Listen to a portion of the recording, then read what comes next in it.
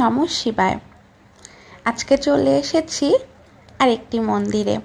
হ্যাঁ, নতুন কোনো জায়গায় গিয়ে যদি মন্দিরের দেখা পাই তাহলে মনটা না খুব ভালো লাগে। তেমনি ভেলোর ফোর্ট ঘুরতে এসে ভেলোর ফোর্ট থেকে বেরিয়ে একটু সাইডে একটা রাস্তা চলে গিয়েছে। ওই রাস্তা দিয়ে হাঁটতে হাঁটতেই দেখি যে উমা, এখানে এত বড় একটা মন্দির রয়েছে। সত্যি বলতে আমি কিন্তু জানতামই না। তো যাই হোক, এই মন্দিরটি তামিলনাড়ুতেই অর্থাৎ ভেলোরেই অবস্থিত, আর এটা মূলত শিব মন্দির। তবে মন্দিরটির নাম জলকন্দেশ্বর মন্দির। এটি ষোড়শ শতাব্দীর মাঝামাঝি সময়ে বিজয়নগর সাম্রাজ্যের সময় নির্মিত হয়েছিল।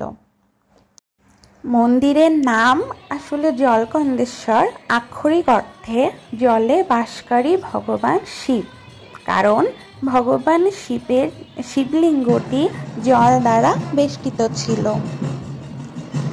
বিজয়নগর সম্রাট সদাশিবদেব মহারায়ের রাজত্বকালে মন্দিরটি নির্মাণ হয়। ধারণা করা হয় সেটা 1540 থেকে 1572 খ্রিস্টাব্দ।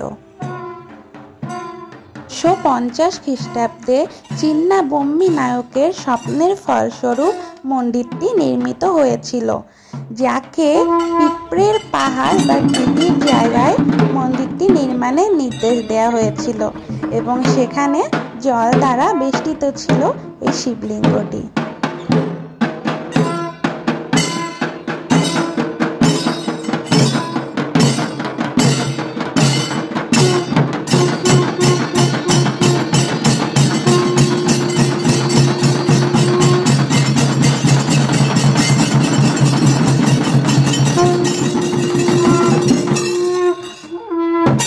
তবে আমার এটা পুরোপুরি মনে আছে, ওই দিন ছিল চৈত্র সংক্রান্তি।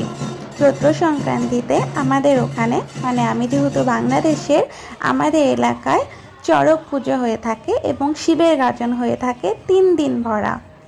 তো আমি না জেনেই মূলত মন্দিরে চলে গিয়েছিলাম এবং সেটা শিব মন্দিরে।